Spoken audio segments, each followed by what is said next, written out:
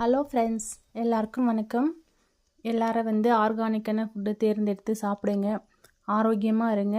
இது என்னென்னு பார்த்தீங்கன்னா, பிரண்டை நம்ம செடியில் வந்தது தான். அதை எடுத்து க்ளீன் பண்ணி கட் பண்ணி வச்சுருக்கேன். இதில் பொடி செய்ய போகிறோம். அதுக்கு என்னென்ன பொருள் சேர்த்து செய்கிறேன் அப்படிங்கிறத இப்போ காட்டுறேன்.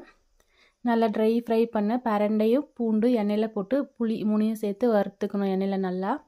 அப்புறம் கடலைப்பருப்பு, உளுத்தம்பருப்பு, தனியா, வேர்க்கடலை, காஞ்ச மிளகா, தேவையான அளவு உப்பு சேர்த்து எல்லாத்தையும் வறுத்து எடுத்துக்கலாம். வெறும் வானலில் வறுத்துக்கணும். பிரண்டைக்கு மட்டும் ஆயில் சேர்த்து வறுத்துக்கிட்டால் போதும். எல்லாத்தையும் சேர்த்து வறுத்து எடுத்துக்கிட்டு நம்ம மிக்ஸி ஜாரில் சேர்த்து பொடி பண்ணி எடுத்துக்கலாம்.